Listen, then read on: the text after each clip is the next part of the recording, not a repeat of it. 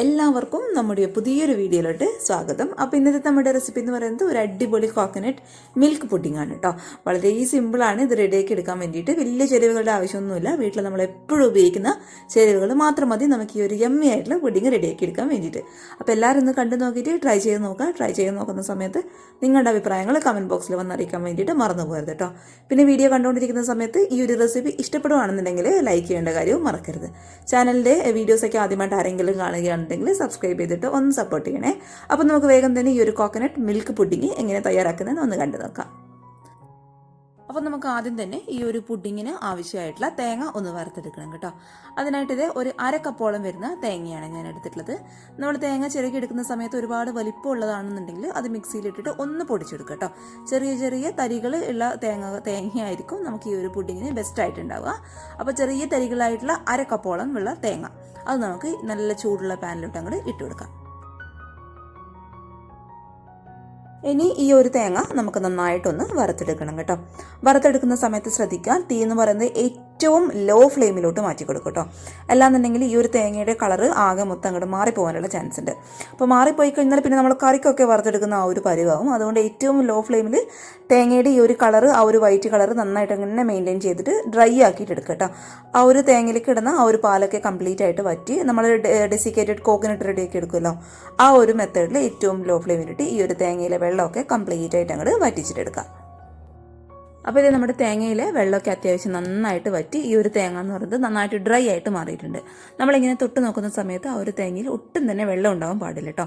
അപ്പോൾ തേങ്ങ വറുത്തെടുക്കുന്ന സമയത്ത് പ്രത്യേകം ഒന്ന് ശ്രദ്ധിക്കുക, ഒട്ടും തീ കൂട്ടിയിടാൻ പാടില്ല. തീ കൂട്ടിയിട്ടെന്ന് കഴിഞ്ഞാൽ പെട്ടെന്ന് നമ്മുടെ തേങ്ങയുടെ കളർ ആകെ മൊത്തം അങ്ങോട്ട് മാറിപ്പോവും. അപ്പോൾ ഇത് കംപ്ലീറ്റ് ആയിട്ട് നന്നായിട്ട് ആ ഒരു തേങ്ങയുടെ വെള്ളമൊക്കെ വറ്റി തേങ്ങ നന്നായിട്ട് ഡ്രൈ ആയെന്ന് തോന്നിക്കഴിഞ്ഞാൽ നമുക്ക് സ്റ്റൗ പതുക്കെ അങ്ങോട്ട് ഓഫ് ചെയ്യാം. ഇത് വേറൊരു പ്ലേറ്റിലോട്ട് മാറ്റേണ്ട ആവശ്യമൊന്നുമില്ല. ഈ ഒരു പാനിൽ തന്നെ ഇരുന്നുണ്ട് കേട്ടോ. ഒരു പാനിൻ്റെ ചൂട് കാരണം നമ്മുടെ തേങ്ങ ഒന്നും കൂടി ഒന്ന് ഡ്രൈ ആയിക്കോട്ടെ. അപ്പോൾ ഈ ഒരു പാനിൽ തന്നെ നമുക്കങ്ങോട്ട് മാറ്റി വെക്കാം. അപ്പോൾ ഇത് തേങ്ങയുടെ ചൂടൊക്കെ കംപ്ലീറ്റ് ആയിട്ട് മാറിയിട്ടുണ്ട്. ഇനി നമുക്ക് ഈ ഒരു തേങ്ങയിൽ ആവശ്യമായിട്ടുള്ള പഞ്ചസാര ഇട്ട് കൊടുക്കാം കേട്ടോ. അപ്പോൾ പഞ്ചസാര ഇട്ട് കൊടുക്കുന്നതിന് മുന്നേ ശ്രദ്ധിക്കുക, തേങ്ങയുടെ ചൂട് കംപ്ലീറ്റ് ആയിട്ട് മാറണം. അല്ലാന്നുണ്ടെങ്കിൽ നമ്മൾ ഇട്ട് കൊടുക്കുന്ന പഞ്ചസാര മൊത്തം അങ്ങോട്ട് മെൽട്ടായി പോകാനുള്ള ചാൻസ് ഉണ്ട്. അത് പുഡിങ്ങിന് ആകെ മൊത്തം ഒരു വല്ലാത്തൊരു ടേസ്റ്റ് എടുക്കും കേട്ടോ. അപ്പോൾ ഇത് 2 ടേബിൾ സ്പൂണോളം വരുന്ന പഞ്ചസാര നമുക്ക് ഈ ഒരു തേങ്ങയിലോട്ട് അങ്ങോട്ട് ഇട്ട് കൊടുക്കാം. ഇനി ഞാൻ ഇതിലോട്ട് കുറച്ച് ഫുഡ് കളർ ചേർത്ത് കൊടുക്കുന്നുണ്ട് കേട്ടോ. അപ്പോൾ ഫുഡ് കളർ ചേർക്കുക എന്നുള്ളത് തീർത്തും ഓപ്ഷണലാണ്. കാരണം എന്താണെന്ന് വെച്ചാൽ നല്ലൊരു ഭംഗിക്കും കാണാനായിട്ട് നല്ലൊരു എന്താ പറയുക പ്രത്യേക ഒരു ഭംഗിക്ക് വേണ്ടിയിട്ടാണ് നമ്മൾ ഫുഡ് കളറിൻ്റെ അത് ചേർത്ത് കൊടുക്കുന്നത്. അപ്പോൾ ചേർക്കുക എന്നുള്ളത് ഞാൻ നേരത്തെ പറഞ്ഞത് തീർത്തും ഓപ്ഷനിലാണ്. നിങ്ങൾക്ക് താല്പര്യം ഉണ്ടെന്നുണ്ടെങ്കിൽ ചേർത്ത് കൊടുത്താൽ മതി. ചേർത്ത് കൊടുത്തു കഴിഞ്ഞാൽ കാണാനായിട്ട് നല്ലൊരു ഭംഗിയായിരിക്കും. അപ്പോൾ ലൈറ്റ് ആയിട്ടുള്ള ഒരു റെഡ് കളറാണ് കേട്ടോ ഞാൻ ചേർത്ത് കൊടുക്കുന്നത്. അതും ഒരുപാട് ഞാൻ ചേർത്ത് കൊടുക്കുന്നില്ല. ലൈറ്റ് ഒരു പിങ്കിഷ് കളർ കിട്ടാൻ വേണ്ടിയിട്ടാണ് നമ്മൾ ഈ ഒരു റെഡ് കളർ ചേർത്ത് കൊടുക്കുന്നത്. അപ്പോൾ ഫുഡ് കളർ ചേർത്ത് കൊടുത്ത് തന്നെ കൈവച്ചിട്ട് നന്നായിട്ടൊന്ന് തിരുമ്മി കൊടുക്കുക. ആ ഒരു കളർ ഈ ഒരു തേങ്ങയുടെ എല്ലാ ഭാഗത്തും ഒരുപോലെ അങ്ങോട്ട് എത്തിക്കോട്ടെ കേട്ടോ. അപ്പോൾ നന്നായിട്ട് കൈവച്ചിട്ട് ഇതുപോലെ ഒന്ന് തിരുമ്മിയിട്ടെടുക്കുക. അപ്പോൾ ഇത് നമ്മുടെ പുഡിങ്ങിനുള്ള തേങ്ങ ഇവിടെ റെഡി ആയിട്ടുണ്ട് കേട്ടോ. ലൈറ്റ് ആയിട്ടുള്ള ഒരു ബേബി പിങ്ക് കളറാണ് കേട്ടോ. ഒരുപാട് കളർ ചേർക്കേണ്ട, ഈ ഒരു അളവിൽ മാത്രം ചേർത്ത് കൊടുത്താൽ മതി. പിന്നെ നമ്മൾ പഞ്ചസാര ഇതിലോട്ട് ചേർത്ത് കൊടുക്കുന്ന സമയത്ത് ഒരുപാട് അങ്ങോട്ട് മെൽട്ടായി പോകാൻ പാടില്ല. അതുകൊണ്ടാണ് ഞാൻ പ്രത്യേകം എടുത്ത് പറഞ്ഞത് തേങ്ങയുടെ ചൂട് കംപ്ലീറ്റ് ആയിട്ട് മാറിയതിന് ശേഷം മാത്രം പഞ്ചസാര ഇട്ട് കൊടുക്കുക കേട്ടോ. നമ്മൾ പുഡിങ് കഴിക്കുന്ന സമയത്ത് പഞ്ചസാര ചെറുതായിട്ടൊന്ന് കടിക്കാൻ വേണ്ടിയിട്ട് കിട്ടണം. അപ്പോഴാണ് കറക്റ്റ് ഒരു ടേസ്റ്റ് ഉണ്ടാവുക. ഇനി ഈ ഒരു തേങ്ങ നമുക്ക് അങ്ങോട്ട് മാറ്റി വയ്ക്കാം. ഇനി നമുക്ക് ഈ ഒരു പുഡിങ്ങിന് ആവശ്യമായിട്ടുള്ള മിക്സ് ഒന്ന് റെഡിയാക്കി എടുക്കാം. അതിനായിട്ട് ഇത് നന്നായിട്ട് ക്ലീൻ ആയിട്ടുള്ള ഒരു മിക്സിയുടെ ജാറ് നമുക്ക് എടുക്കാം കേട്ടോ. അതിലോട്ട് 1.5 ടേബിൾ സ്പൂൺ അളവിൽ കോൺഫ്ലോർ നമുക്ക് ചേർത്ത് കൊടുക്കാം. അതിൻ്റെ കൂടെ ഒരു 3/4 ടേബിൾ സ്പൂൺ അളവിൽ കസ്റ്റാർഡിൻ്റെ പൗഡറാണ് കേട്ടോ ഞാൻ ചേർത്ത് കൊടുക്കുന്നത്. ഇനി നമുക്കിതിലോട്ട് 2 ടേബിൾ സ്പൂൺ അളവിൽ പഞ്ചസാരയും കൂടി ചേർത്ത് കൊടുക്കാം കേട്ടോ.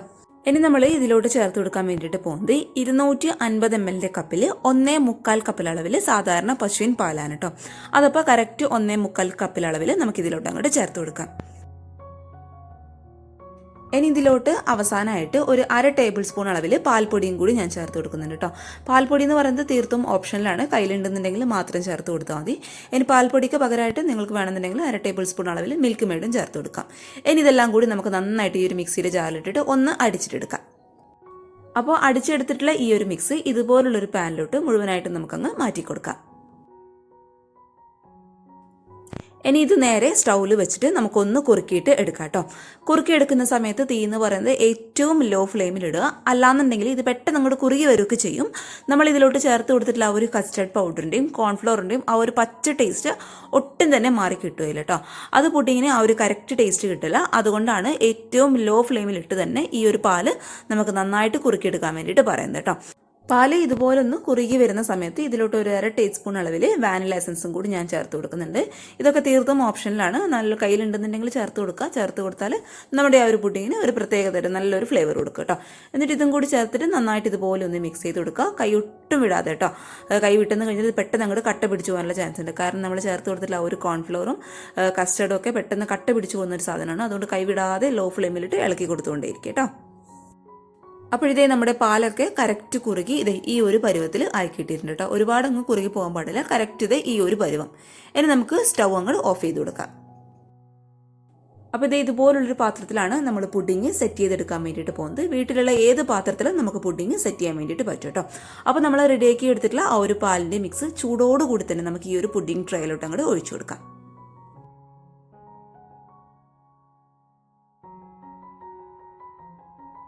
ഇനി ഇതൊരു 10 മിനിറ്റ് ഫ്രിഡ്ജിൻ്റെ നോർമൽ റാക്കിൽ വെച്ചിട്ട് നമുക്ക് നന്നായിട്ടൊന്ന് തണുപ്പിച്ചിട്ടെടുക്കാം. അപ്പോൾ ഇത് നമ്മുടെ പുഡിങ് ഒരു 1/4 ഭാഗം ഒന്ന് സെറ്റായി കിട്ടിയിട്ടുണ്ട് കേട്ടോ. ഒരുപാട് സെറ്റായിട്ടൊന്നുമില്ല. ഒരു 10 മിനിറ്റ് മാത്രമേ ഞാൻ ഫ്രിഡ്ജിൽ വെച്ചിട്ട് ഒന്ന് തണുപ്പിച്ചെടുത്തിട്ടുള്ളൂ. ഇനി നമുക്കിതിൻ്റെ മുകളിലോട്ട് നമ്മൾ നേരത്തെ റെഡിയാക്കി വെച്ചിട്ടുള്ള നമ്മുടെ ആ ഒരു കോക്കനട്ട്, നമ്മുടെ ഡെസിക്കേറ്റഡ് കോക്കനട്ട് ഇതുപോലുള്ളൊരു സ്പൂൺ വെച്ചിട്ട് പതുക്കെ ഇട്ട് കൊടുക്കുക കേട്ടോ. ഒരുപാട് അങ്ങോട്ട് ബലം കൊടുത്തിട്ട് പ്രസ് ചെയ്ത് കൊടുക്കാനൊന്നും പാടില്ല. പതുക്കെ ഒരു സ്പൂൺ വെച്ചിട്ട് ഇതിൻ്റെ മുകളിലോട്ട് അങ്ങോട്ട് ഇട്ട് കൊടുത്താൽ മതി.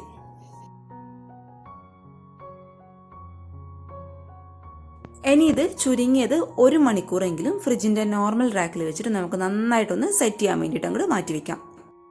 അപ്പോൾ ഇത് നമ്മുടെ പുഡിങ്ങൊക്കെ ഒരു 1/4 ഭാഗം സെറ്റായി കിട്ടിയിട്ടുണ്ട് കേട്ടോ. കാരണം ഞാനത് പ്രത്യേകിച്ച് എടുത്ത് പറയാൻ കാരണം ഞാനിതൊരു 1/4 മണിക്കൂർ മാത്രമേ ഫ്രിഡ്ജിൽ വെച്ചിട്ടുള്ളൂ. കറക്റ്റ് പറയുകയാണെന്നുണ്ടെങ്കിൽ 1 അല്ലെന്നുണ്ടെങ്കിൽ ഒരു 1.5 മണിക്കൂറെങ്കിലും നമ്മളിത് ഫ്രിഡ്ജിൽ വെക്കേണ്ടതായിട്ടുണ്ട്. ഇവിടുത്തെ പിള്ളേർക്ക് ഒട്ടും ക്ഷമയില്ലാത്ത കാരണം ഒരു 10-15 മിനിറ്റ് മാത്രമേ ഞാൻ ഫ്രിഡ്ജിൽ വെച്ചിട്ടുള്ളൂ. അപ്പോൾ അത് പതുക്കെ നമുക്കൊരു സ്പൂൺ വെച്ചിട്ട് ഇതുപോലെ അങ്ങോട്ട് എടുക്കാം കേട്ടോ. അത്രയും സോഫ്റ്റ് ആയിട്ടുള്ള നല്ല സോഫ്റ്റ് ആയിട്ടുള്ള പുഡിങ്ങാണ് ഇത്. കറക്റ്റായിട്ട് സെറ്റ് ആയിട്ടില്ല. അതുകൊണ്ടാണ് കേട്ടോ ഇങ്ങനെയുള്ളത്. നിങ്ങൾ 1.5 മണിക്കൂറൊക്കെ വെക്കുകയാണെന്നുണ്ടെങ്കിൽ നമ്മുടെ പുഡിങ് കറക്റ്റായിട്ട് സെറ്റായിട്ട് കിട്ടും കേട്ടോ. ഈ ഒരു പുഡിങ്ങിന് ഏറ്റവും വലിയ പ്രത്യേകത എന്ന് വെച്ചാൽ നമ്മളിത് കഴിക്കുന്ന സമയത്ത് ആ ഒരു തേങ്ങയും പഞ്ചസാരയുടെ ആ ഒരു മിക്സ് ഉണ്ടല്ലോ, അത് നന്നായിട്ട് അങ്ങോട്ട് കടിക്കാൻ വേണ്ടിയിട്ട് കിട്ടും. പിന്നെ വായിൽ അലിഞ്ഞു പോകുന്ന രീതിയിലുള്ള പുഡിങ്ങും കൂടിയാണ്. അപ്പോൾ എല്ലാവരും ഒന്ന് തയ്യാറാക്കി നോക്കുക. ഇഷ്ടപ്പെട്ടു എന്ന് വിചാരിക്കുന്നു. ഇഷ്ടപ്പെട്ടാൽ ട്രൈ ചെയ്ത് നോക്കുന്ന സമയത്ത് നിങ്ങളുടെ അഭിപ്രായങ്ങൾ കമൻറ്റ് ബോക്സിൽ വന്നറിയിക്കും കേട്ടോ.